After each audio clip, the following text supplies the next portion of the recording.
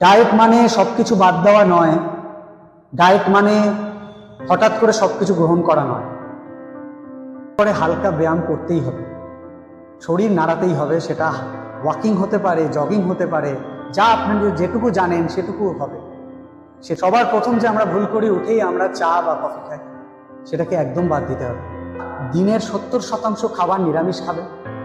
সেই 70%-এর মধ্যে অন্তত 30% খাবার লিভিং ফুডস, যেটা বেঁচে আছে, যেটা জীবিত অবস্থায় আমরা পাই, অর্থাৎ ফল, শাক, সবজি, সেটাকে খাবে।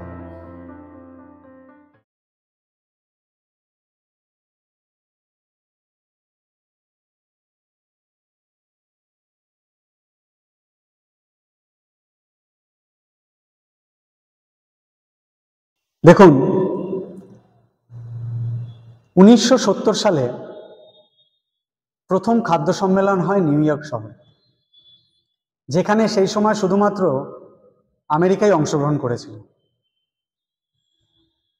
আমেরিকা তখন এমন একটা পর্যায়ে যাচ্ছিল যখন দেশ খুব উন্নত হচ্ছিল, মানুষের রোজগার বাড়ছিল, আনন্দ উপভোগ বাড়ছিল, তার সঙ্গে খাওয়া দাওয়ার ক্ষেত্রেও বিশৃঙ্খলা দেখা দিচ্ছিল।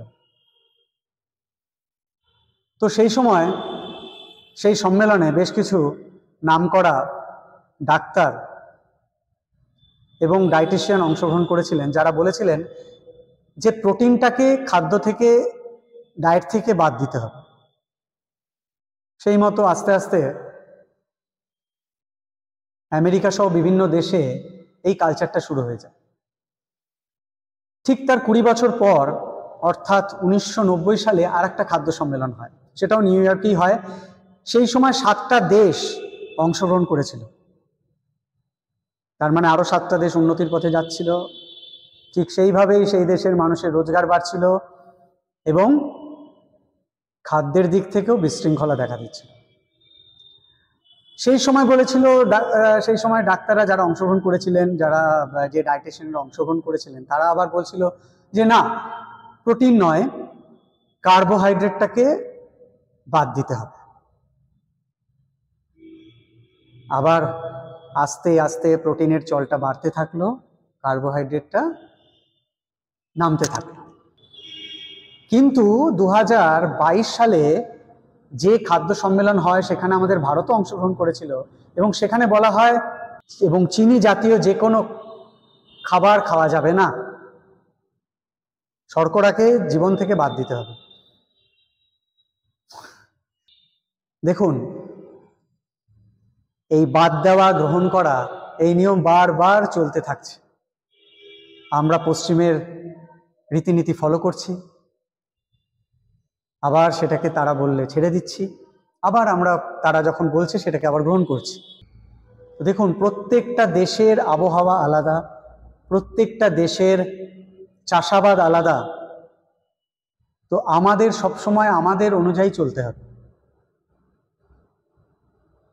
ডায়েট মানে সবকিছু বাদ দেওয়া নয়, ডায়েট মানে হঠাৎ করে সবকিছু গ্রহণ করা নয়।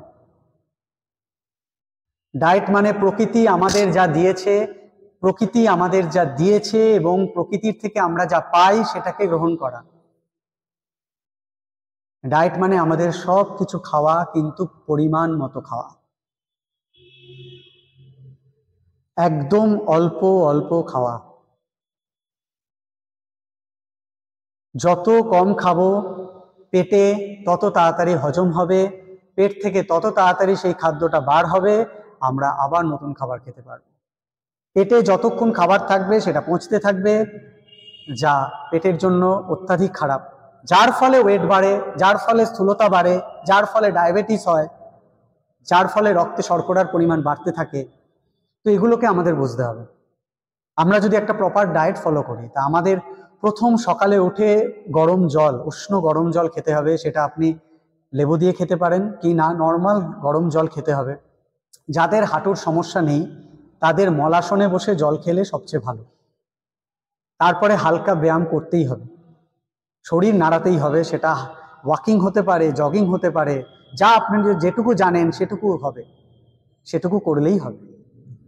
এরপর সবার প্রথম যে আমরা ভুল করি, উঠেই আমরা চা বা কফি খাই, সেটাকে একদম বাদ দিতে হবে।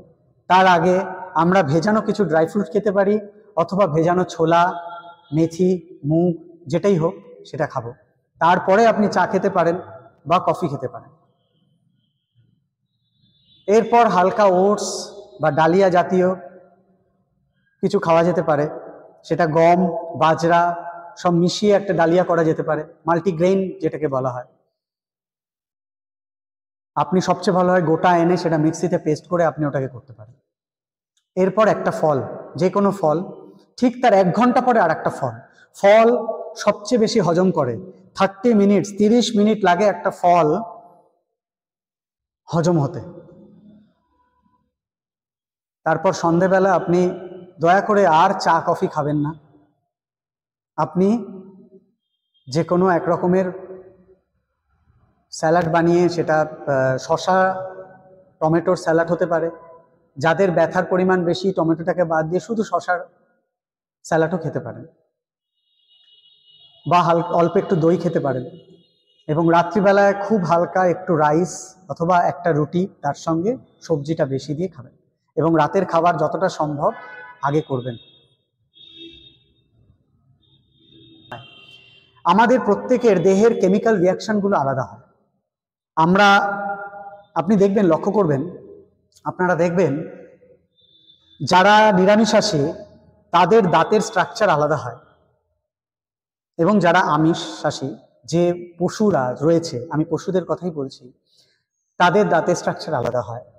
পশুরা যখন কোনো মাংস খায়, যখন কোনো শিকার ধরে, শিকারকে কিন্তু চেবায় না, শিকার ধরে সেটাকে গিলে খায়, কারণ তাদের দাঁতের স্ট্রাকচারটা এভাবেই করা। কিন্তু যারা নিরামিষাশী তারা দেখবেন ঘাস খায়, যারা, যে প্রাণীরা ঘাস খায়, পাতা খায়, শাকসবজি খায়, তারা সেটাকে খুব চেবায়। তো আমরা কিন্তু নিরামিষাশীদের দাঁতের স্ট্রাকচার নিয়ে জন্মেছি, আমরা কিন্তু চেবানোর জন্য জন্মেছি। আমরা যখন যেটা খাবো সেটাকে খুব চিবিয়ে খাবো। এবং যারা সম্পূর্ণ নিরামিষ খাবার খাবেন তাদের কথা আলাদা। যারা আমিষ এবং নিরামিষ দুটোই খাবেন তাদের কাছে এটুকুই আমার আবদার যে তারা দিনের 70% খাবার নিরামিষ খাবেন। সেই 70%-এর মধ্যে অন্তত 30% খাবার লিভিং ফুডস, যেটা বেঁচে আছে, যেটা জীবিত অবস্থায় আমরা পাই, অর্থাৎ ফল, শাকসবজি, সেটাকে খাবেন। দেখুন, আমরা মৃত খাবার খাবো আর আমরা বাঁচতে চাইবো, সেটা কোনোদিনই হয় না। আমরা জীবিত খাবার খাবো, তবেই আমরা বেঁচে থাকবো। আমরা একটা প্রাণী মারা গেছে, কখন মারা গেছে আমরা জানি না, তাকে আমরা খাচ্ছি, তো তারপরেও আমরা চাইবো যে আমরা 100 বছর বেঁচে থাকবো সুস্থ হয়ে, সেটা কোনোদিনই সম্ভব নয়। তাই আমাদের খাদ্যের 100 ভাগের মধ্যে 70 থেকে 80% নিরামিষ থাকবে, যার মধ্যে 30 থেকে 40% জীবিত খাবার থাকবে। এইভাবে আমরা আমাদের ডায়েটটাকে সাজাতে পারি। বারবার খুব অল্প অল্প খাবার আমরা খাবো, একবারে পেট ভরে খাবো না। 80% পেট ভরা থাকবে, 20% পেট খালি থাকবে। বেলি ফ্যাট বেড়ে চলেছে, এটা এই জন্যই হয়। আমরা অনেকক্ষণ গ্যাপ করি, তারপরে যখন খিদা পায় অনেকটা খাবার খেয়ে নিই, আমরা বুঝি না, কিন্তু সেটা করব না। আমরা এটাকে অল্প অল্প পোর্শনে খাবো, এবং সঠিক মাত্রায় খাবো, সঠিক সময়ে খাবো।